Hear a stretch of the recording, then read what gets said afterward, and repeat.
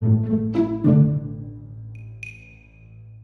a majority of people within the scientific community decided that there was a right and wrong answer for where COVID-19 came from, everyone who did not have the correct opinion was demonized, was problematized. It just seems to be something that is infecting all spaces in terms of, oh, you're not just someone who has a different opinion from me. You're a bad person. Well, I mean, I think you hit the nail on the head, right? Like instead of areas of study or expertise, we have communities. So instead of science, we have the scientific community. Instead of literature, we have the literary community.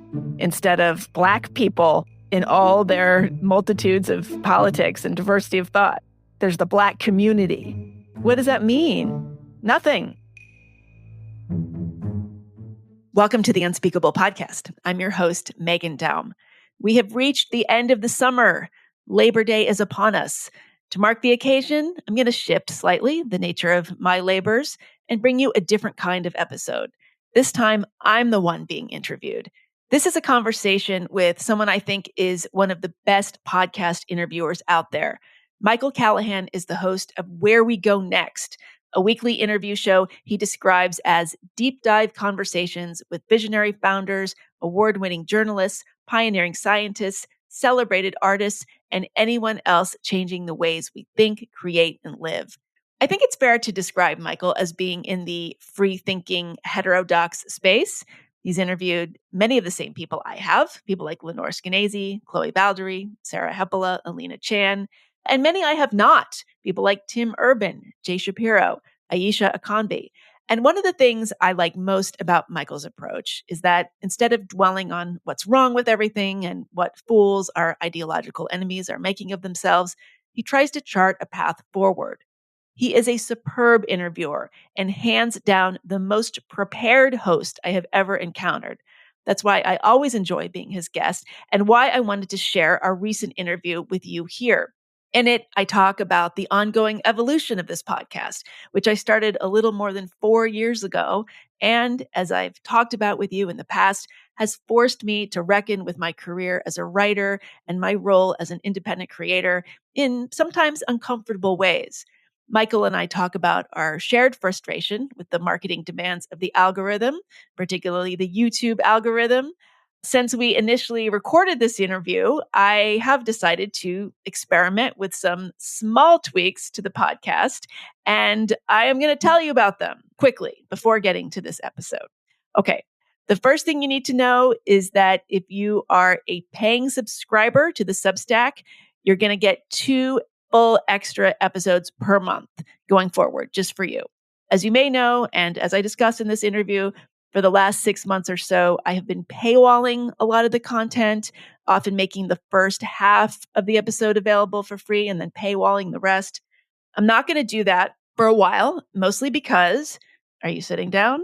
I'm going to do the thing I vowed never to do, which is to start doing interviews on video and putting them on the YouTube channel.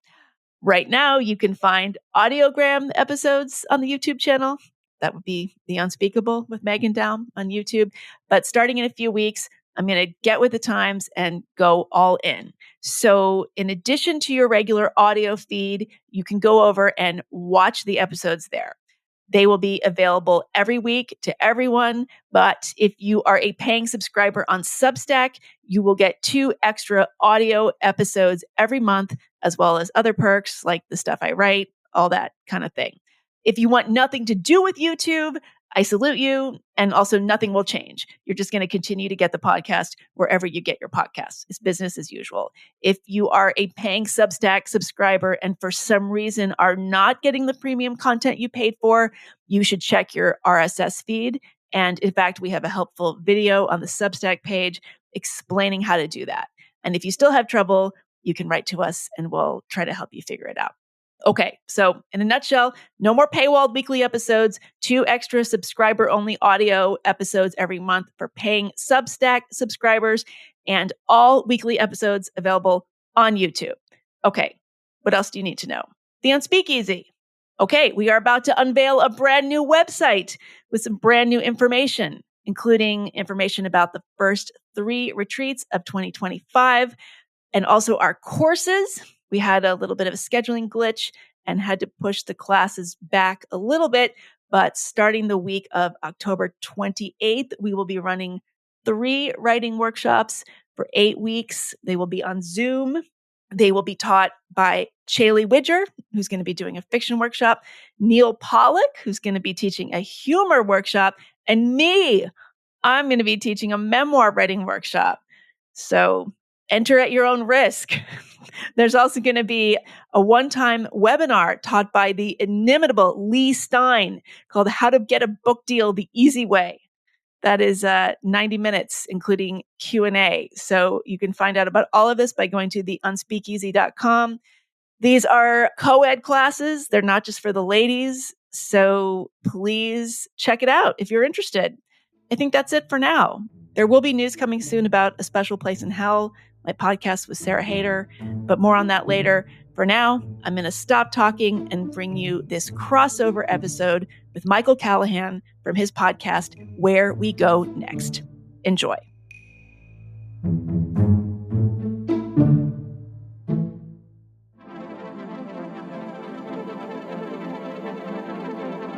I'm your host, Michael Callahan. This is Where We Go Next. And the art of nuanced conversation can feel like a dying one these days, with too many of us self-sorted into rigid ideological camps. But is it possible to create a community centered around free expression and open dialogue that doesn't eventually become tribal in its own way? Our guest this week has been grappling with this very question through her writing, her podcasts, and now up close with her newest project. Meghan Daum is the host of the Unspeakable podcast, co-host of the podcast A Special Place in Hell, the author of 6 books, and the founder of the Unspeakeasy, a community for free-thinking women who crave honest conversations about subjects that don't come with easy solutions. Meghan, thanks so much for joining us again. Michael, I'm so happy to be here. Well, I'm glad that we're both glad that you're here. Before we get into the thrust of this conversation, I have to start with one of my favorite episodes of the podcast you co-host with Sarah Hayter, in which you spoke with the hosts of Race to Dinner, and things got, I guess you could say, and maybe it's appropriate for a podcast called A Special Place in Hell, things got a little heated. How did that conversation come to be? How did these two women not know who you and Sarah were? And when did they eventually find out what your podcast was all about? How dare they not know who we are, right? From my perspective, yeah. Yeah, we had not been around very long. Race to Dinner is a business, actually. So it's 2 women, Syra Rao and Regina Jackson. So Syra is kind of a social justice organizer of sorts. With a very active Twitter. A very active Twitter. She's Indian background. She ran for Congress, I believe, in her local district. She ran for office. She lives in Denver.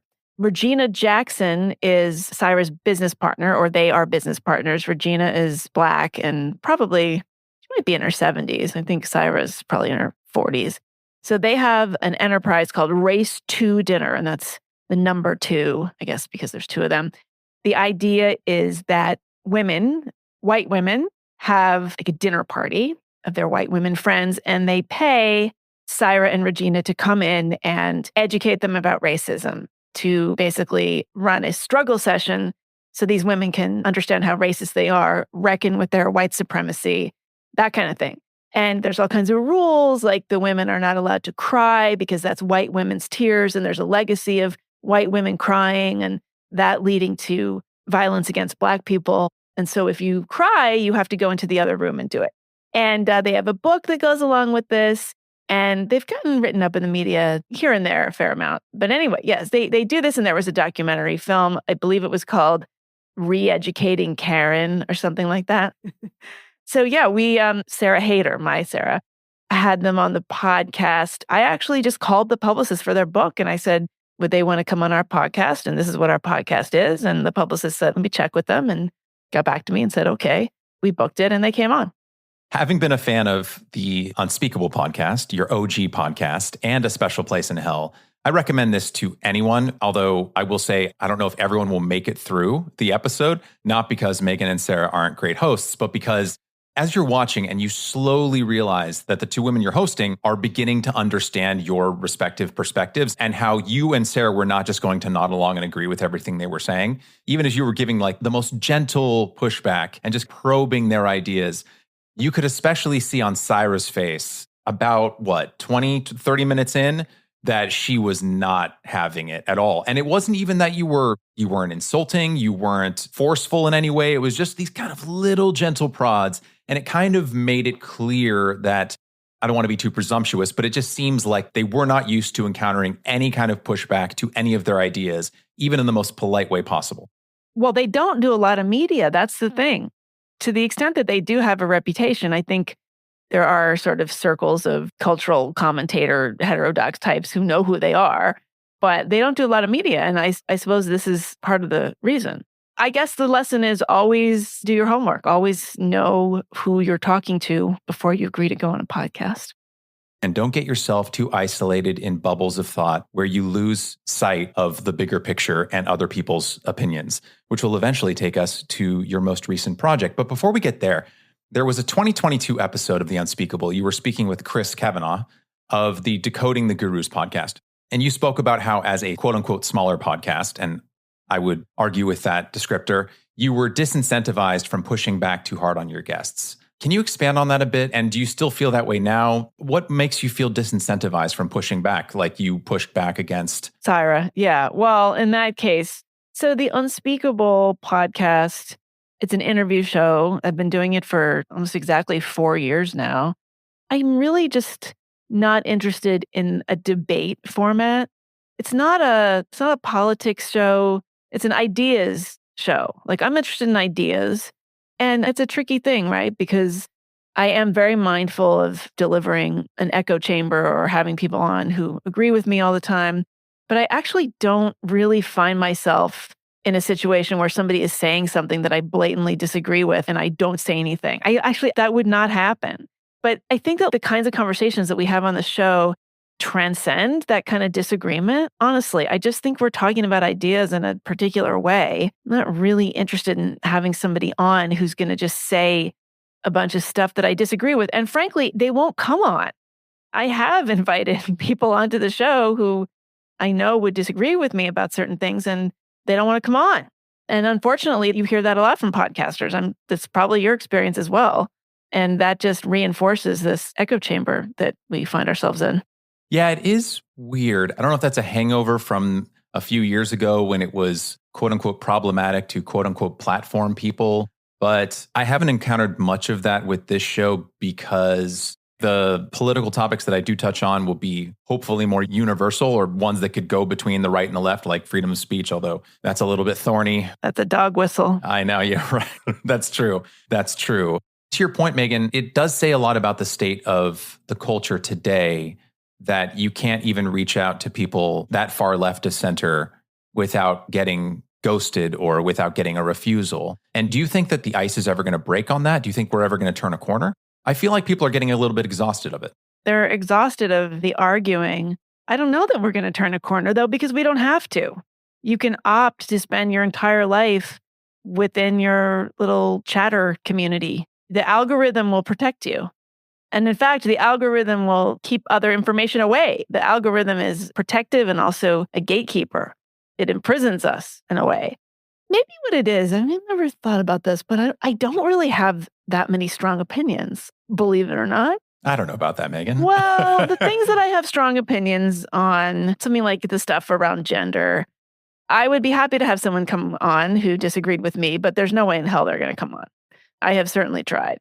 Something like that where I make a point to talk about it in a much more nuanced way than I think people on the right are talking about it. I mean, my whole thing is I talk about things that I do on the show because I don't like the way they're being discussed. I don't like the way the far right is talking about it. I don't like the way the far left is talking about it. And I feel like I can thread the needle and make the conversation accessible and remove the taboo, and so that it suddenly becomes something that we're allowed to discuss. But if I was going to have somebody on who like really, really, really thought that there was no way that COVID came from a lab, I think it probably did, but I'm not in a position to get into like a boxing match about it. Right, right. And I'm not sure how interesting that is. That's probably one of the reasons why I also don't seek out people whose opinions are that different from mine. When you're in a zone of having someone on whose opinions may be 30% different from yours on any given topic in either direction, I think you can have a reasonable conversation and have disagreements. But if you're talking to the equivalent of a flat earther, where can that conversation really go aside from frustration and maybe 10 minutes in, you're like, maybe we should call it a day? Yeah, and then you're in a situation where you have to fact check everything they say in real time, which is not possible. Yes, no, exactly. So you can either interrupt the conversation every 5 seconds to Google what they said, or you can let it go and then you've let them talk. It doesn't work.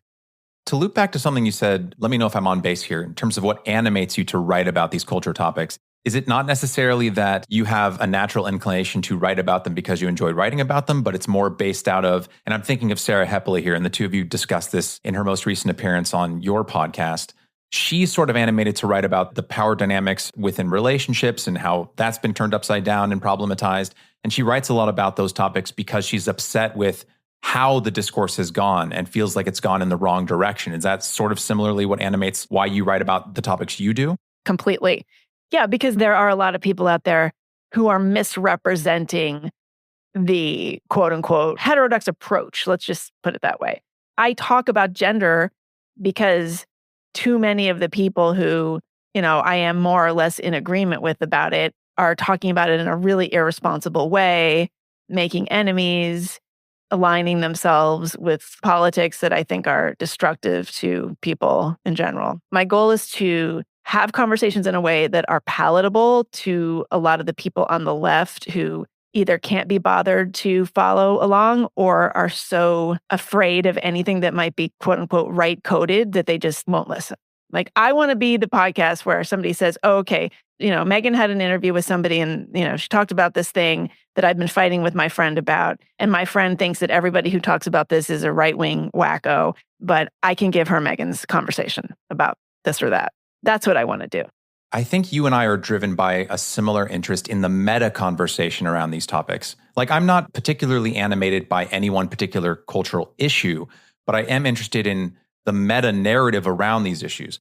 In preparation for our conversation today, I otherwise wouldn't do this because it would be like torturing myself, but I went on Reddit and just typed in your name. Oh God. Oh my God. I have never done that. I mean, literally, my eyes would burn out. And wanted to see what people on Reddit were saying.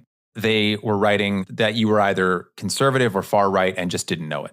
And to me, one, I don't think that's accurate. But two, that's what I'm interested in. Specifically, how someone can listen to someone like you who grapples with issues, who can have her mind changed, who might have a strong opinion about something, but a strong opinion potentially loosely held, and you're open to reason. How someone can read an essay by you or listen to a podcast, and then their takeaway from that is, oh, she's hard right. I'm interested in that. What happens in our minds collectively when we interpret reality in such a way where a heterodox, quote unquote, voice comes through their ears and is filtered out the other end as neo-Nazi?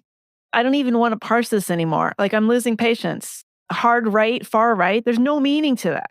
If they want to call me a conservative at this point, okay, fine. Maybe I am. I don't know how you define that anymore. Right. The definitions of words have gotten blown up. And, it makes me think of one of the essays of yours that I read recently. Speaking of something you said earlier about not having particularly strong opinions. Maybe you don't have strong enough opinions to be canceled, but you could say you have strong enough opinions to be problematized. Yes. There was an essay you wrote called I Wasn't Canceled, I Was Problematized, in which you say, quote, ever since the publication of my last book, which was, for our listeners, The Problem with Everything, highly recommend, which made an honest appraisal of the culture war, I've been somewhat non grata in certain literary circles. There's nothing too special about this, since it's a pattern that has played out for all kinds of people in all kinds of milieus since the Trump election. The exact opinions and observations that had made me the toast of the town in 2015 were getting me removed from guest lists little more than a year later, end quote. That sentence right there. It's you didn't change, but for some reason, in the course of 12 months, you went from being the toast of the town in certain literary circles to being in hushed tones, maybe we shouldn't invite Meghan to the party anymore. And it's just a very weird thing to see. Yeah. And the thing is, you think you're crazy. Right. Yeah. There's no way to prove that it's happening. Right. So maybe I'm imagining this, it's like, God, get over yourself. They're not thinking about you. Maybe they just forgot to invite you, or, there's a whole bunch of reasons. You're getting older. There's a lot of reasons that somebody stops being the toast of the town. It's really hard to know. So the idea that I'm a conservative and I just don't know it, somebody could have said that about me 20 years ago. I mean, there's nothing that I have written in the last 8 years that I wasn't writing for 16 years in the Los Angeles Times. I was an opinion columnist. I said all kinds of things. And often they couldn't tell if I was on the left or the right. I mean, I was clearly not.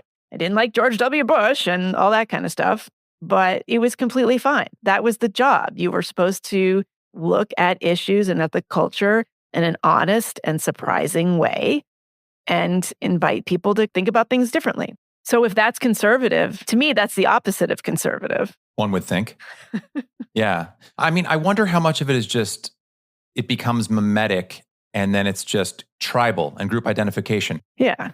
I recently had Dr. Alina Chan back on the show to talk about her recent New York Times piece in which she discusses the high probability that COVID came from a lab in Wuhan.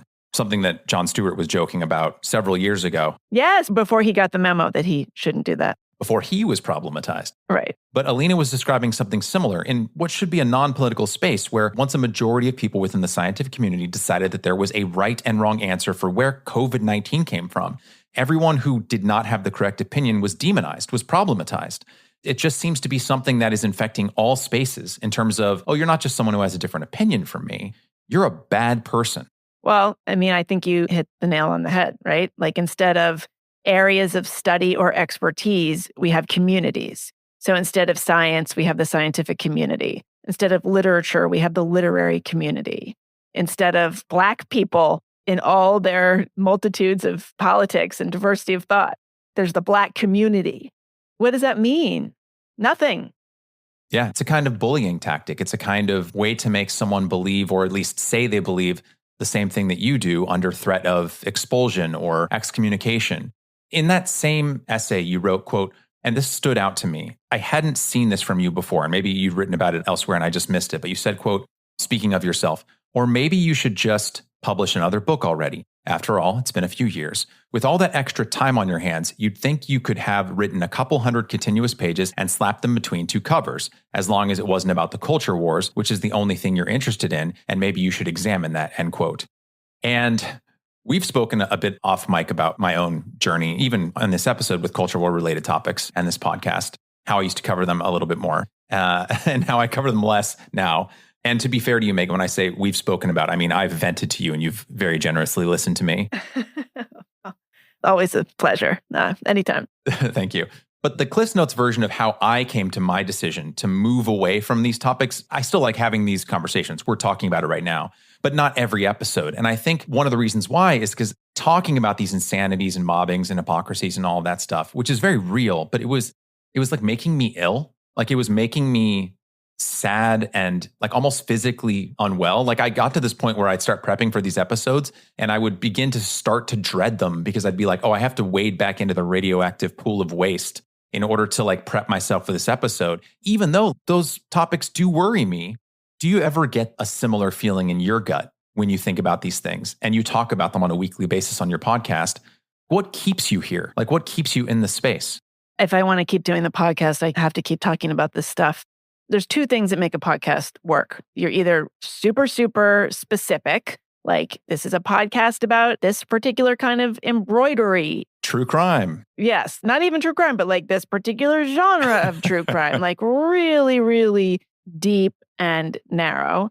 Okay, so you can do that, or you can lean really hard into politics or culture wars, and you can say the stuff that people are expecting you to say. I mean, that's something that, I've really learned from now doing the show with Sarah because, the Unspeakable is an interview show. It's just me and a guest, and I have all kinds of different guests. And then Sarah, it's just the two of us talking.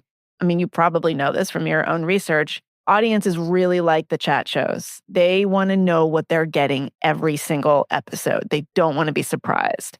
And so if you have guests, they're really only going to listen if they're interested in that guest. Other than your base, there's a core audience that trusts me that if I have a guest, they know that I have a good reason for it and they'll listen. But by and large, they're not going to listen. So I do it to the extent that I do it because I want to keep the show afloat. But I actually don't do it as much as you might think.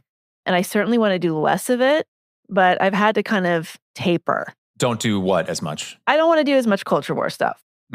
But, it's kind of like if you want to have that literary author on, you better make sure that you've got 2 culture war conversations that month so you don't lose subscribers. It's terrible. It's absolutely terrible. You become almost a prisoner of your own show. That is what audience capture is. But I do not consider myself to have audience capture because my audience isn't big enough, quite honestly. But yeah, I do keep doing it, and I wish I did less of it. But I think that people would stop listening to the podcast, unfortunately. Yeah, you recently posted. I don't know what they're called anymore since Elon changed. I X'd. You recently X'd something related. You said, "quote The longer I stay in the podcasting space, the more I want to disappear into the woods and write novels. But being a podcaster has alienated much of the literary community. So I'm screwed," end quote. And then you followed that up later with, quote, "I get exasperated with the heretic podcast space because, well, it can be exasperating," end quote. Is that what you're talking about here, or did you mean something else by that? Yeah, that is kind of what I'm talking about. I can only compete with the edgy McEdgelord for so long. You should title the podcast that. It'd probably get 4 times the views. Yeah. Unfortunately, the people who are succeeding in this space, that's another term I hate, the space. It's like the community. When you get kicked out of your community, then you're going to go find your space. And I hope it's a safe one. Yeah. You just see these people just hitting this stuff over and over again. Like, let's talk for the millionth time about how men are not women. And look at these crazy people who say that they're the opposite sex or gender or whatever. It's like, yeah, we know, we got it. I got it. I understand.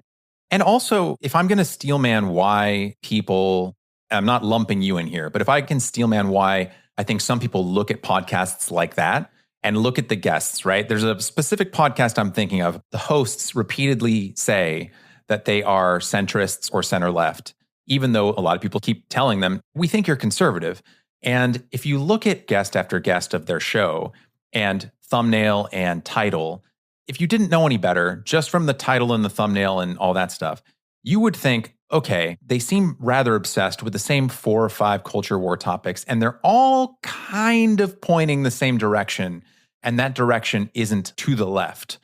And I do wonder, in the same way that I think there are people who want to get into politics, right? Mr. Smith goes to Washington style, and they want to change Washington, and then they get elected, and then they spend a little bit of time in Washington, they get reelected a couple times, and all of a sudden, they kind of morph, even though they might have had good intentions, into that same kind of corrupt or semi-corrupt Washington, D.C. politician that we see over and over again. And so I wonder, do you think there's something about entering the quote-unquote heterodox podcasting space where a lot of these creators will start with the same intention of, I want to think uniquely about these topics, I want to have guests on from right and left and everywhere in between, and then for whatever reason, they just either pull themselves or get pulled to the right. Like, I've seen this play out 6 times with 6 different major podcasts. Why does it keep happening? Because they're succeeding. Because they're making money. Audience capture. Yeah. Yeah. I have no idea who you're talking about, but in some cases, you end up with a really nice studio and you've got a lot of great production stuff and you've got money coming in, not just from your paying subscribers, but from all kinds of funding sources. And you've got ads, and now you're being flown around and you can do these amazing interviews and you can fly to them and you've got just big budgets. And that is only going to work if you give the audience what they need. I mean, this is just how the markets work. If you're in the entertainment industry, it's exactly the same thing. If your show does well, if it does well with audiences, it's going to get renewed and you're going to write stories a certain way. And that is how things work. I don't think that podcasters, independent creators, are not above any of these same market dictates. That's life in the big city. That's showbiz, folks. So it's frustrating. I get it. But we are seeing this in people who succeed. The ones that are making money, I'm sure there are exceptions, but it's really hard to do. If you want to have a range of guests and not hit any one thing too hard, it's really not going to work. My show has a smaller audience than it did, I'd say, a year ago. It has not grown in the last several years. I've tried different things over the years. It's had many permutations. I was on podcast one for a while. I've tried different things with ads. Like I've tried every possible way to grow the audience, to make money. I shouldn't say I did every possible thing. I never manipulated my guests and I never manipulated the content in order to try to make money. It was just sort of different platforms and different paywall kind of structures and that kind of thing. But no, now what I do is most of the episodes are paywalled and my paid subscribers are growing. The show's making more money, but the audience is shrinking. And I've just made peace with that. It's the 1,000 true fans approach. Yes. The idea that you don't have to have a huge audience as long as you have a very loyal one who's willing to pay for it. Yeah. And so that's good. I don't get invited to big conferences and stuff like that. There's still a lot of people who have no idea who I am. But okay. I don't know. I can't speak for you, but if the cost of admission to that is what you've described, is selling your soul and selling out and leaning into all that culture war BS to such an extreme degree that you're basically just feeding chum to people who want to be fed chum all the time, is it worth it? You get flown to all these places, you get to speak at the Oxford Union, but what's the price? Well, that kind of thing bothers some people less than other people. It bothers me, I think, because I'm older. So I talk about this with Sarah Hayter all the time. So we do our podcast on video, on YouTube. The other thing is, if you have a podcast, your discoverability is going to be basically zero unless you're on YouTube. Most people find their content on YouTube, especially anybody under 30. That's the main way they take in media. So we have to do cameras, we got to have cameras on, all that stuff. And then we have to make those god-awful thumbnails that you were just referring to, right? There's a particular style. It's the cutout silhouette head figure making some kind of exaggerated facial expression like, oh my God, I can't believe what it's either like, I'm so shocked or I'm so angry. You're owning the other side, so you've got that screaming text. You've got the exaggerated facial expressions. It is so trashy. I cannot stand it. And I have asked many, many people, I said, why is it against the law to have your thumbnails look any way other than this? Every single thumbnail on YouTube looks like this. And there is just some sort of algorithmic reality that you have to do that. It's the Mr. Beastification of YouTube. Yeah, and I have never actually seen Mr. Beast, but yes. You've seen his thumbnails. That is what I have heard. Yeah, so I really hate it, and I don't do it for the Unspeakable, and that's another reason that I don't have that many listeners. And again, part of the reason I don't do it is because I want my podcast to be the kind of thing that you could send to your nice liberal NPR listening friend and say, hey, you might really enjoy this. Why don't you give it a listen? And if it's got a screaming thumbnail attached to it, that person's going to be turned off. And I still care about that. See, but the difference is I think a lot of people like Sarah, who's more than 20 years younger than me, she's like, why do you care about that? Who cares? Who cares what some boomer NPR listener thinks? Why are you getting hung up on this? Speaking of communities, and I want to take this kind of back to where you started, which was as a writer. Let's talk about the literary community today. Specifically, can you tell us a bit about the idea of literary citizenship? I never heard the term literary citizenship until maybe like 2017 or something. And I guess it came out of the idea that there is a literary community. I mean, we never really talked about the literary community when I was coming up. You talked about the publishing industry. I don't know. You talked about like hanging out with writers, but the literary community, maybe that didn't really come about until you started getting into like social media. I mean, I guess arguably people were using terms like literary community before the internet, but literary citizenship, the official definition would be like, do you support other authors? Do you write book reviews that are thoughtful and intelligent? And are you out there participating not only as an author and writing your own stuff, but as a reader and as somebody who promotes other authors and just functions as a kind of quasi-public intellectual? I don't know. But the real definition of literary citizenship, are you holding up the right writers? Are you writing reviews of the right kinds of authors, saying the right kinds of things? So that's what that means now.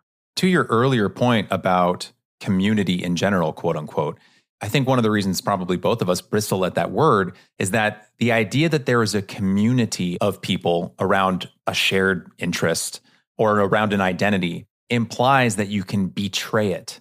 Like if there's a community of people that you belong to implicitly, then if you say the wrong thing or do the wrong thing or write the wrong thing, then you have somehow betrayed the community. And I think that that's pretty toxic. Yeah. And it used to be that people who were authors, who were really artists, anybody, creative people who were really looked up to, often those people were just complete assholes and they got away with it, rightly or wrongly. This conformity thing is relatively new. Creative people were by definition nonconformists. And so I think a lot of it has to do with just the shrinking of the pie that people feel like is a zero-sum game, that you cannot get ahead or survive if you don't make friends with the right people and make the right noises and say the right things. And that's been true always to an extent. Back in the day, it was certainly easier to get ahead if you lived in New York and you went to the right kinds of parties and you talked to editors and you knew editors and you'd go to lunch and all that kind of stuff. You know, you still had to be an interesting writer. I mean, the kind of people that got elevated even though they didn't have any talent, but they were schmoozing, were like famous people, or they had some other thing, you know, like they were the child of celebrity or there was something. But now, because of the identity obsession, you can dine out on your identity and carve out a career that way. And then I guess being a good literary citizen is just nodding along with that, even if you know deep down that person has no talent.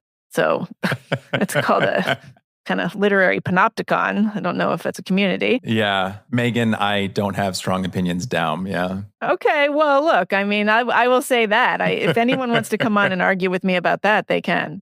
This has happened in my industry as well. I had on Nadia Gill, who spoke about what's happening in the documentary filmmaking space. It's happening everywhere, which is this idea that when there is something like a community, it's not about different creative people coming together and expressing themselves differently in different creative ways. It's about everyone expressing themselves creatively in the same way. I want to read a longer passage from your 2022 essay, Who Killed Creative Writing, in which you write, quote, "I went to an MFA program intending to write fiction." I found that really interesting. That's my aside. "Instead of idolizing Raymond Carver and Dennis Johnson, though I revered them plenty, my heroes were authors like Mary Gateskill and Lori Moore, and I wrote a lot of mediocre short stories knocking off their spare, arched sentences and ruthlessly unsentimental emotional means. I ended up switching to nonfiction and picking up even archer and less sentimental influences from there. Joseph Mitchell, Lester Bangs, Ellen Willis, Tom Wolfe, Joan Didion, of course." And this is the part that really stood out to me.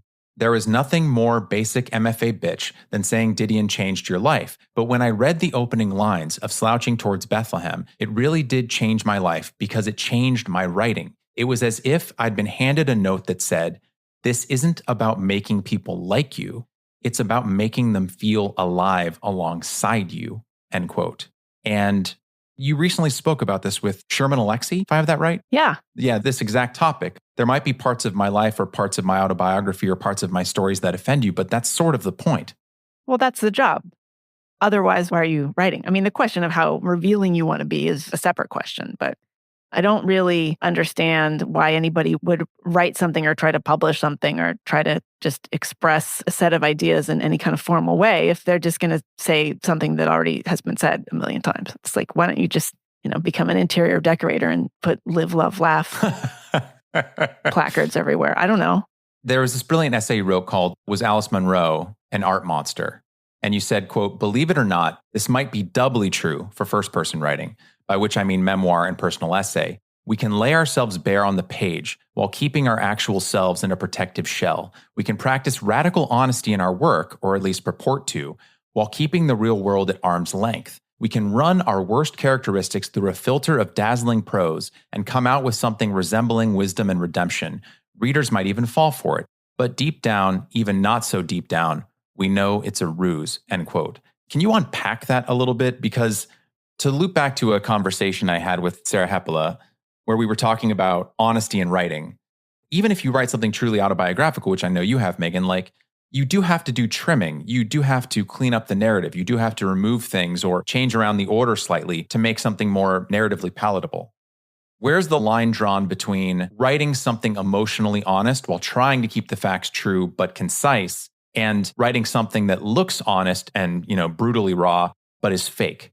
Well, by definition, it is fake, right? Because it's not your life. It's something that you've created. So you're making a series of choices. I'm going to include this. I'm going to not include that. I'm going to tweak the details of this. I'm going to be completely unflinching and uncompromising and verbatim about that. Look, there's a difference between confession and confiding. I mean, this is a concept that I love, and I stole it from Emily Fox Gordon, the wonderful writer. But, like if you're in first person, if you confess, you just sort of dump everything down on the page and you say exactly what happened and you just don't process it. It's really sort of uncooked. And then you kind of just plop it down in front of the reader for them to decide what they want to do with it. And that to me that's a first draft. That's not anything that should be shared with anybody. That's really nobody's business. And in fact, I think it's very unfair and almost greedy to expect somebody to deal with that. But what you want to do with first person is confide. You want the reader to feel that the author is confiding in them, telling them a secret or establishing a sort of intimacy by telling them some things that have been very carefully chosen. And so that's what makes something have a degree of artistry to it. Unless you are just a completely off the rails, chaotic, everything is constantly happening to you in dramatic fashion all the time kind of person, in which case you wouldn't be able to sit down and write something. You do have to embellish that first person narrator. There is a kind of level of drama that you have to infuse into that voice in order to take it off the page. I think that's probably what Sarah meant, and that's a little bit of what I was getting at in that Alice Munro piece. I'm trying to pull apart the difference between an author who would want all the accolades of talking about their abusive childhood or talking about their troubled marriage or whatever it might be, whatever the topic is, whatever trauma they're trying to share with the reader, but are, unbeknownst to the reader, keeping themselves at a distance, at a remove, and not actually being vulnerable. They're not practicing vulnerability, but like faux vulnerability. Well, but I don't think that's so bad, frankly. Right. Okay. That was my question. Like vulnerable, no, you shouldn't be vulnerable. Vulnerable, you can be with, a person in real life. Okay. Like I don't buy a book because I am looking for somebody to be vulnerable with me who I don't know. I read something because I want an intimacy with that author and the kind of intimacy that you get from an artistic experience, reading or listening to music or something like that. So no, I mean, Joan Didion would always talk about this.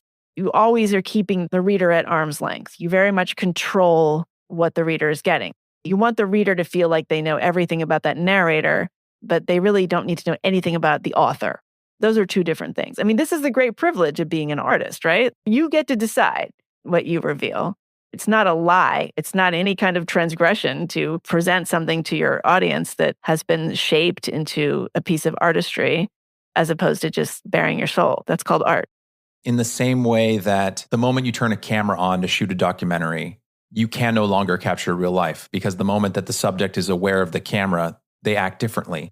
And similarly, if an author sits down to write something, well, it's also, I guess what you're saying is their job to prune and to perfect what they're writing, because otherwise you're right. It's just an endless stream of kind of consciousness, and who wants to read that? No, I don't think most people do. People think they do, and people think other people want to. I mean, think about this. Like, what do you think about the TikTok videos? And people are just sitting in there in their cars, emoting, crying. Oh, you wouldn't believe what just happened to me. I mean, that is a perfect example of what you just described, right? The minute they turn that camera on, it's not real life. It's a performance. Speaking of vulnerability and community, I want to go back to your first appearance on this show, all the way back in July of 2021. And you said, and this is slightly edited, quote, "There was a period a couple of years ago when I really had it in my head that I wanted to start some kind of movement. And I was really fired up about it. And I was talking to different people. And how could this be? And what would this look like? And would it be like a traveling ideas festival? And I would be the leader of this movement. And then things started to come up like Persuasion, Yasha Monk's group, and different people started doing this very thing. And I kind of found myself thinking, okay, well, I don't have to do that. I'm just going to write and I'm going to do my podcast and stick to what I do well. I'm okay stepping back and letting the Yasha Monks of the world lead the way. I think that just sort of temperamentally, I'm not a natural leader," end quote. I have no memory of saying that. Okay. And then a year later, you founded the Unspeakeasy, which I'd love to talk with you about. So what happened in that year that changed your mind and specifically changed how you viewed yourself? Oh, July 2021. Think about what I was doing. I really like the idea of getting people together in person and talking unmediated, off the record, not recorded, all that kind of stuff, no screens. So yeah, I guess, yes, I did have some kind of vague idea that I wanted to start some kind of nuanced movement. And then I saw things like Persuasion starting and various communities, listener communities around podcasts, that kind of thing. It's funny, actually, part of the reason I got the idea from the Unspeakeasy was because I went to a Yasha monk. I went to a persuasion Zoom hangout. The Unspeakeasy, obviously, it's named after the Unspeakable podcast, which was named after my book, The Unspeakable, which came out in 2014. It came about because I was obviously, since I've been writing about culture war stuff and doing the podcast, I hear from a lot of people saying things like, thank you for talking about this. I feel like I'm going crazy. I feel like there's something wrong with me, or I'm crossways with my friends and this or that. So I feel like I'm not the only one. Thank you for making me feel less alone. So I would hear that kind of thing. And I also teach writing classes, just having nothing to do with politics or culture wars. I taught at Columbia for many years, and now I teach private workshops. So I was teaching these private memoir, personal essay workshops on Zoom. Well, actually, I was doing them in person too in my apartment. And so I had people coming into the class, and I was noticing more and more that they would come in and like a lot of people wouldn't even want to write. Turned out that they just wanted to be able to sit around and know that it was a place where they could talk about certain ideas. They knew I talked about certain things on the podcast, and they knew I was going to talk about them in a certain way. And they wanted to be around other people who were interested in talking about those things. It was specifically that a lot of female students were voicing this to you. Yeah, classes were co-ed, but I had a lot of women. And the women were saying something very particular about the way they felt isolated. They were saying things like, all this tribalism and these political divisions, it not only makes me worried about my job, and those are the kinds of things men say as well, but they say, it also has broken my heart. I have lost friendships over this. Family relationships are falling apart. I feel like I can't speak out. I can't say what I really think, even if it's a fairly anodyne point, like something that would have just been a completely normal thing to think 4 years ago is now verboten. And they were saying, so as a result, I just don't say anything. And I am silenced, and I go to social events and I really just hold my tongue. And that's the way I live now. And so I was noticing that in the sort of micro level, like people's personal lives are really being affected, and women's in particular. And then I was also noticing that, like in the podcast space, it was very male dominated. There are obviously like people like Barry Weiss and Bridget Fetisi, and there are women who are very outspoken and doing well, but it's very male dominated. And I was wondering why that was. And I really started thinking about just kind of the way that cancel culture maps onto a lot of the sort of in-group, out-group dynamics that women are particularly good at weaponizing. And I just thought, wow, women are being affected by the culture wars in a very particular and potentially damaging and certainly heartbreaking way. And an invisible way. Having followed a lot of these Heterodox podcasts, especially in that like sweet spot of the 2017 to 2021 zone, you're right. Like it was almost, 95% male podcast hosts. I don't even know if this is a great analogy here, but I just had this conversation with a friend that said that women are super underdiagnosed when it comes to autism because the ways that the autism manifests are different than the way male autism manifests. Yeah, they mask. Exactly. And so it just goes undiagnosed because the symptoms are different and you're looking for one thing and not seeing it. And so I think similarly, I'll cop to this. When I would see all these male hosts talking about cancel culture and the culture wars and all this other stuff, I think how I internalized that was that, I guess men are just more interested in this stuff. It never even occurred to me, I think because I just didn't see it, that women were probably equally concerned about it, but just didn't feel like they could speak up.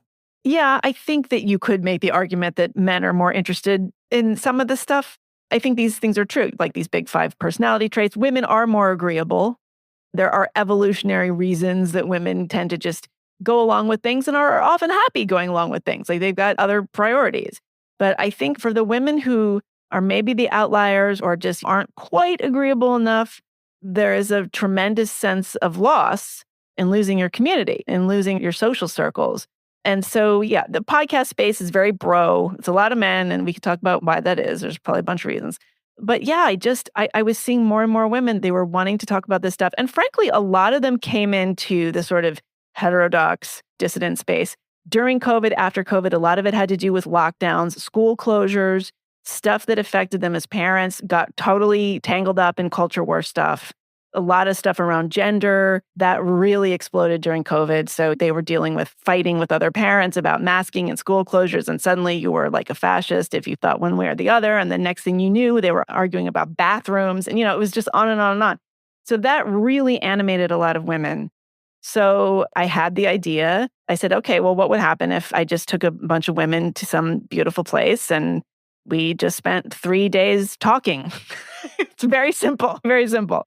And it was totally off the record, no social media. And I don't have the yonder bags, but we're on the honor system.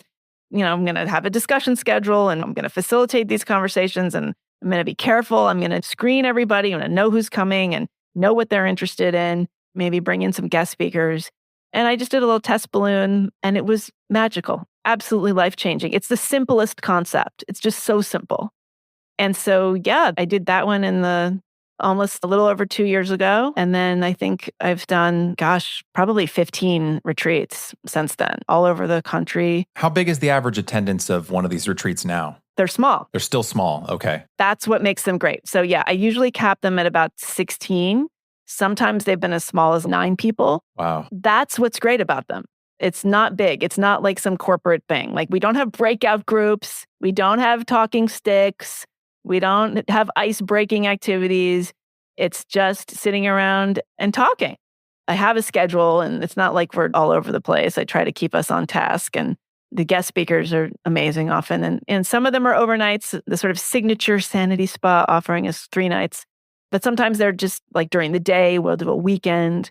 And it's just ineffable. Like these women are like, this has changed my life. This has changed my life. I did not know how much. I knew I needed something, but I didn't know what it was. And I don't feel so alone anymore. I don't feel crazy. And they form their own little local communities. I mean, now there's like a bunch of women in Denver that get together and hang out, and a bunch of women in Seattle, and it's all over the place. Minneapolis. Unofficial satellite offices? Right. They just get together. So yeah, we have women who've come back from multiple retreats.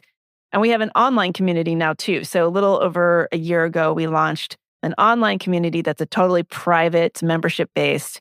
You get in there and there's many different discussion forums and book clubs, and we have guest speakers. We have our Unspeakers series. So we've had people like Kathleen Stuck and Rob Henderson and Carol Hooven and various authors come in and hang out with us privately, private Zooms. And so that's also very robust discussions going on in the Unspeakeasy community. So yeah, guess I lied to 3 years ago when I told you I would never do such a thing. That was not my intention with that question. It was not let's get Meghan Daum on the podcast to talk about how she's a liar. What I'm interested in is growth. How do we become people we never thought we could become? How do we do things that we never thought we would do? And what is the inciting incident or the moment in time that allows us to make that change or forces us to make that change? And I think this is a very particular kind of person with a very particular temperament. There's some kinds of people, I imagine, like the women who attend the Unspeakeasy events, where if you go along to get along for too long without being able to speak your mind, because you either feel like you can't without being ostracized or for some other reason, there's almost kind of a resentment or a pressure that can build inside of you that makes life unbearable. As I understand the Unspeakeasy, it contains a wide breadth of political views within it. There are women from all over the political spectrum. To go to a quote from your book, The Problem with Everything, which we discussed more in depth in our first conversation, and I highly recommend everyone, A, listen to that episode, and B, read Meghan's book. You said, quote, "You can't fight tribalism with a tribe," end quote. And I don't think you're purporting to make your own intellectual dark web. Talk to me in 3 years, and I'm gonna have nailed that. There's going to be a photo of you standing right in front of a bush. Exactly. That's a very deep cut there, Michael. Anybody who gets that. But I would say the IDW is probably the most famous recent example of a community of people who came together as free thinkers and then became a tribe with infighting and all that tribal stuff. Can you form a community, right? Like on that topic, right? Like, can you form a community, whether it's a literary community, the Black community, a community of free thinkers, right? Can that exist without becoming a tribe? Is there a way to allow people to think freely within a setting without even subconsciously thinking to themselves, okay, everyone's sort of agreeing on this. Should I speak up? Or how do you as a leader in this space, Meghan, foster that kind of conversation where everyone can feel comfortable?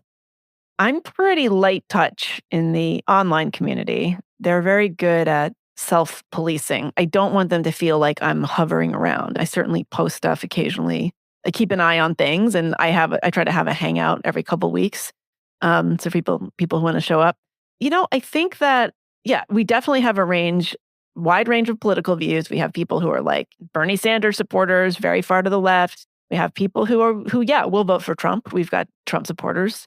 I think most people are fed up with both sides. Most people are just tearing their hair out. They just are really, really disgusted with the discourse and are craving like substantive conversations in good faith. That's why they're there. But no, I mean, we have fights all the time. Really? Oh, yeah, absolutely. People are arguing in there all the time. And a couple of times it's gotten a little heated, and I've stayed out of it because, we had the politics group, we met, and, because they have their Zoom meetings. I mean, like there's a couple different politics groups, and there's one that meets every week, I guess. And I actually have never gone, but, like a fight will break out, and then it doesn't happen very often. This happened maybe once or twice, but somebody made sure that they reach out to the person and patches it up. And you know what? I think that what enables us to actually contain a wide range of views is the fact that we're all women, because that is still a baseline. No matter how much disagreement there is this unifying thing. Somebody else put it really well. She said, like, we don't think the same things, but we think in the same way. And I thought that was very well said. And we also, frankly, have a huge range of ages. I mean, we have women in their 20s all the way up to women in their 80s. Wow. So a whole range of YouTube thumbnail preferences there. Right.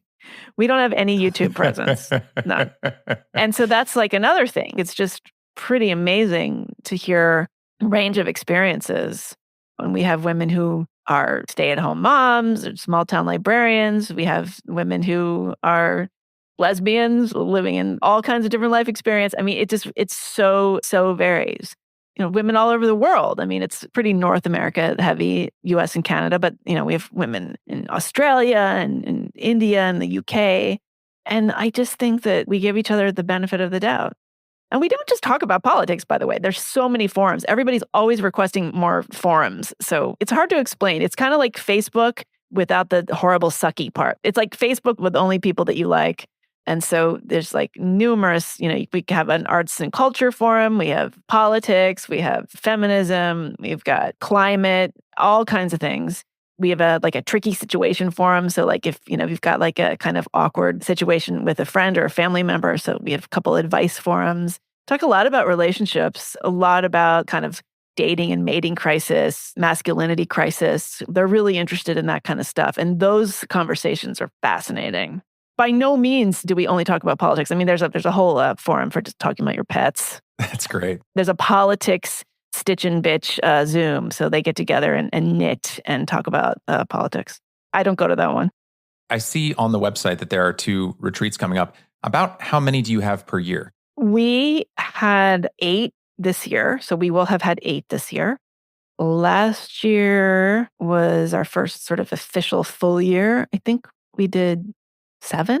I can't even keep track. Well, the reason I ask is from everything you're saying about how these women are able to express themselves, the sense of community that they feel when they're there, whether in the online forums or in these in-person retreats, it sounds like there's a lot of demand. I mean, the fact that these women will go to these retreats and then come back and start their own satellite Unspeakeasy communities within their local towns and cities, that's huge. It seems like you're creating something really beautiful and really meaningful for a lot of people. If you were to offer more retreats, like instead of 8, double it, do you think that the demand is there? Yeah. Part of the challenge is how to scale, because what's magical about them is that they're so small. But I don't want to spend every weekend of the year doing a retreat, or every week of the year for that matter, because often they're during the week and they're 3 or 4 days. I mean, I can tell you that we actually had our first ever co-ed retreat last month. And that was a huge success. So the Unspeakeasy, it's a women's community. The online community is all women. Like, believe me, that is our core value. But so many men were interested, and they're like, it's not fair. And like, when are you going to let us in? And so I experimented. I did a co-ed retreat in Chicago in June, just a few days before the Heterodox Academy conference in Chicago. So we were able to borrow some guest speakers. I brought in some amazing guest speakers, Nadine Strawson, former ACLU president, and Eric Smith, the rhetorics scholar who co-founded Free Black Thought. He was a guest speaker. And yeah, I had no idea what to expect. And I think it was a huge success. There were still slightly more women than men, but it was really satisfying. It was a different kind of vibe. It was different, but the men were just lovely. And every single one of them was just really thoughtful and knowledgeable and curious. And they were kind of reserved. I had to say, like, men, you guys should talk more. I mean, how often does that happen? We need at least 10% more mansplaining in this event. Just pipe up a little more. They were trying really hard not to mansplain. I was like, please do. We can take it. I mean, you've taught classes for a long time at Columbia and the private classes you've taught, but this sort of thing, this organizing events of groups of people, that seems all rather new. If you're ranking it, right, with the joy that you get out of podcasting or the joy that you get out of writing and comparing that to this venture, what does the Unspeakeasy make you feel? How does it make you feel? What kind of reward do you get out of it compared to your other interests? It's interesting because I am not a business person. It makes me laugh, actually. Like, it's hilarious that I'm an entrepreneur and I'm constantly asking people for advice, for business advice, and how do I structure this and what do I do? So I guess there's a certain lightness to it because I just don't hold myself to the same tyrannical standards that I do as a writer or as an interviewer. Certainly as a writer. I mean, as an interviewer, I'm able to be a little bit looser with myself, I think, as a podcaster, but I'm always just sort of like amused that it's working, I guess. And it's not, look, I mean, nothing is as hard as writing. So it does feel like a little bit of a relief. Like, I do enjoy looking for venues and things. I mean, one of our core values is that we have beautiful spaces. So like the aesthetics is very important. You're never going to catch me, especially now, like we had a little bit of a learn as you go, but certainly now and going forward, you will not catch us in anything less than an absolutely aesthetically beautiful space. That doesn't mean fancy necessarily. That doesn't mean it's super expensive, but just there's a certain aesthetic standard. No Unspeakeasy events at the DoubleTree? No, I mean, look, if we can really if we can 10x it, no, I don't think we'll be at the DoubleTree. I really love like trying to find like a beautiful little boutique hotel somewhere or different kinds of retreat centers and places, or, we've also used private homes, beautiful homes. So it's definitely a different muscle. And it's funny, if I'm getting business advice from somebody, I'm just much more able to say like, hey, I have absolutely no idea what I'm doing. Like, I can say, please just tell me anything. I will take in any and all information. I'm not like wedded to the idea of myself as some kind of experienced business person. As a writer, I am a seasoned writer. Like, that is what I do. I'm not going to allow myself to screw that up too much. But for this, not that I'm screwing up, we've actually been very lucky. And I have amazing people helping me. I have people on my team. I got people working for me who are fantastic. But yeah, I think it just freed me up to ask questions and ask for advice. I'm just thinking about some of the things you said over the course of this conversation about your podcast and, it hasn't grown, and I wish I could speak about broader topics. And I don't want to be too presumptuous with this question, but I guess I'll ask it.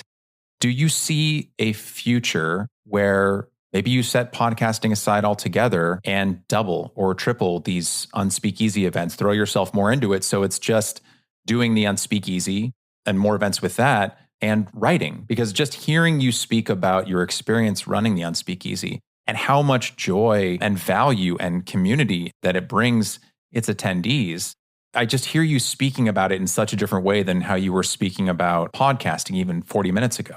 Oh, really? Well, but I see them as connected because, I mean, a lot of the interviews that I do on the Unspeakeasy, like see, look, that Freudian slip. The interviews I do on the Unspeakable, a lot of them are directly related to what we'll talk about in the Unspeakeasy. And a lot of guests I have on the podcast then become our guest speakers, or in some cases, just participants. I love interviewing people. I mean, you're a great interviewer. Like, you are so well prepared. You're absolutely meticulous with this podcast and you ask great questions. I think that's rare. Like, I think that there are a lot of interview podcasts out there, and I think most people are not very good interviewers. I see you got the Venmo I sent you, so thank you. Thank you. I try to be a good interviewer. You are good, yeah. And I really love interviewing people, and I love talking with people. I don't want to give up the podcast. I don't know. I really don't want to give up anything. I don't want to do the Unspeakeasy like every weekend because I would go bankrupt from all the dog sitting. That's actually my biggest problem. Yeah, no, I understand that. We have 3 dogs. It used to be 4, but we have 3 dogs, and it's a hefty bill when you want to travel outside of Los Angeles. So I totally relate. It's really a big problem. I mean, I would need a private plane. Yeah. That would be the thing. But it's a good problem to have, right? I'm doing too much and I'm working constantly, but I like all the things that I'm doing. Hearing you talk about the way that it's made the members of this Unspeakeasy community feel about themselves. Like, I think any outlet that makes people feel a little less crazy and a little less alone is something really special. I'm especially excited about the Unspeakeasy school of thought. It feels in a way like coming full circle to that initial observation that you made in your creative writing courses about so many women joining them to find a common cultural space. And now you're taking the cultural space you've created and adding writing classes. Yes. So the Unspeakeasy School of Thought is the educational wing of the Unspeakeasy. It is a co-ed institution, I will say. Our classes are not just for women, for everybody. We're just kind of rolling these out slowly, but we're doing writing courses online. They're on Zoom. And the idea is that, again, it's a place where you can experiment intellectually. You can wrestle with controversial opinions. You're not going to get canceled. I cannot tell you how many people tell me that they have had horrible experience in writing workshops around virtue signaling and stupid dogma that masquerades as social justice. It's unreal, actually, being censored by teachers and other students and told you're not allowed to write that. I mean, I hate when I talk like this because I sound like some kind of right-wing reactionary, like I'm Christopher Rufo here, but it is really true. Cannot believe it. We had this author on both of our shows, Andrew Borrega. Yes. And one of the reasons his book, Victim, was so refreshing to read is, in a way, I'm like, I can't believe this got published, because it is a critique of exactly what you're saying. Yeah. Well, he's not a white guy. That helps a lot. Well, I mean, we talked about it. He was on my podcast and we talked about this. But yeah, no, exactly what he describes is what's happening. So our aim is just to have writing classes. They are not culture war specific by any means, but the idea is that this is a place where you're going to find people who are not going to be censorious. Thinking back on our 2021 conversation and about how, at least in July of 2021, you were not talking about yourself in a way in which I thought, okay, a year from now, Meghan is going to start the Unspeakeasy and form this community that has brought value and meaning to so many people.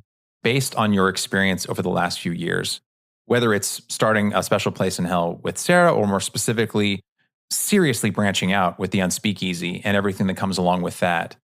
Based on those experiences, what do you think, and maybe this is too broad of a question, I don't know, it's hard to futurecast about oneself, but what do you think you might be up to, or you might be doing as either an extension of what you're doing now or something different 3 years from now? You're doing such different things than you were in 2021. What areas do you either want to grow into, or do you think you might based on what you're doing today? I would like to write more novels. I published one novel. I have 6 books that I've published. One of them is a novel. Very few people know about it. It was more than 20 years ago. It's so politically incorrect, as they said back then, that I'm wary of even mentioning it because you can easily go through it and cancel me. Although I think I'm sort of uncancelable at this point because everyone's on to me. But yeah, I would love to do more writing of that nature, not of a politically incorrect nature, but just I'd like to write novels. I'm tired of writing think pieces. I find it very difficult to write cultural criticism. My brain broke over the years doing so much of that. I would love to see the Unspeakeasy become self-sustaining and something that I don't have to have my hand in such a direct way all the time. I'd love to be able to grow it and hire people and have it just blossom into whatever it needs to blossom into, then write novels. But I still love interviewing people. I don't know. I can't do, I got to give up one thing, right? Either that or start cloning yourself. Yeah. I think the technology might be there in 5 years. We're going to have a Meghan Daum AI in a few months. Oh, that sounds horrible. That's reason enough to end it all. I mean, what about you? Are you hopeful for the future and for yourself? I am hopeful. I can sense that there has been some change in the culture. It feels a little easier to breathe and to express oneself in a wider, more expansive way. But I think also to a point that you made earlier, Meghan, like there is a lot of value in just getting outside. One of the many things that I love about my wife, Anne, is that she's not a very online person. And she's many things: creative, brilliant, funny, gorgeous. Yeah. But one of the things that I truly appreciate about her is that if I find myself getting caught in like a thinking spiral where I start obsessing about some of these topics that do worry me, right? But if I really think about it, Is that topic affecting me when I go to the post office? Is it affecting me when I go to the local brewery and I make friends with the brewer or the owner there? Is it affecting me when I go out to brunch with friends? No. If I spend too much time in my head worrying about these ultimately very online problems, I make myself sick. But the more times I can just go to someone like Anne, someone I love, who, when I bring up a topic like this, she says in so many words in a very kind way, like, are you doing yourself any favors by thinking about it all the time? And in that way, she's been a really kind of life raft for me because it keeps me, I'm really mixing my metaphors here. The life raft keeps me grounded, I guess you could say. Yes. It drags you ashore. Yeah. I'm very grateful to her for that. And so I think my marriage, my relationship with her has helped reorient me towards a more hopeful future and perhaps a more realistic lens to look at the world through. So in that way, I am more hopeful. Yeah. I mean, I'm always curious, like when I meet people who are younger or are starting out and feel positive about things. I mean, the default setting of all conversation about anything, online or offline these days, it just seems to be everything is terrible. The world is broken. The system is broken. It's hopeless. We're never going to get ahead. The economy is rigged. It's just the way everybody talks now. So I'm always, when I meet like a young couple or like a couple that's like starting a family or just like they're excited or they're buying a house. I don't know if anybody buys a house now, but stuff like that. I'm always like wondering how they imagine the world in 20 years or 30 years or 40 years. You don't have to answer that, but they're sitting in a different position than I am. In many ways, our reality is what we make of it. The world in many ways, across many metrics, is better than it ever has been. But that doesn't mean there aren't problems. But, and it's connected to my cognitive behavioral therapy in this way, Stoicism has been helpful for me because it helps me to realize that if all I spend my time doing is worrying about things upon which I have literally no control, like the political discourse, I have no control over it. But what I do have control over is like, have I told my wife I love her today? Have I texted my best friend from high school? I'm thinking about you. Let's catch up. That's within my control, and that makes me feel good. Even taking one of our dogs or all three of them for a walk just for 20 minutes makes me feel good. What doesn't make me feel good is thinking about things I cannot change. And I'm not saying this like some kind of guru. This is something I struggle with daily, but I try and orient myself towards that. Yeah, I love the Stoics too. I love how Stoicism has just become like a lifestyle brand.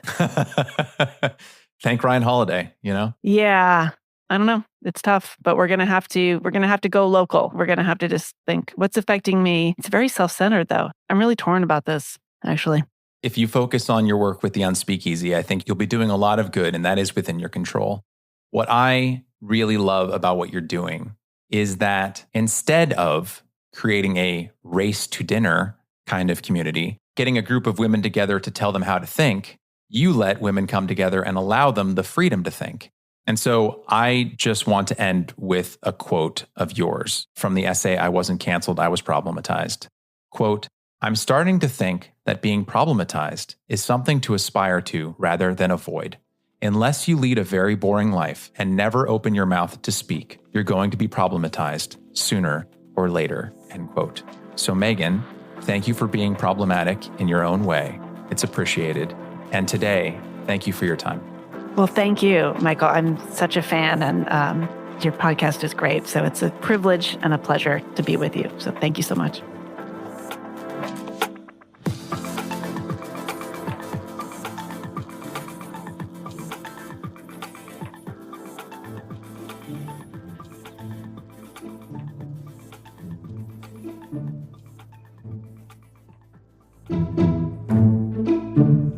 That was Michael Callahan's interview with me for his podcast, Where We Go Next.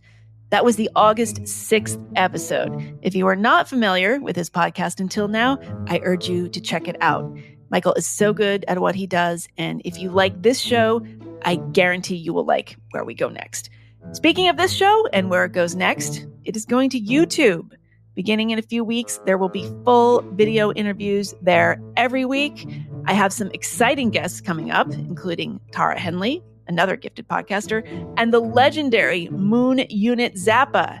This show has range, let me tell you. If you listen on audio, nothing will change for you other than fewer paywalled episodes. If you are a paying Substack subscriber, you will get 2 entirely separate audio episodes per month, plus all that other stuff. You will also be helping me out a lot if you are a paying subscriber. So thank you again for that.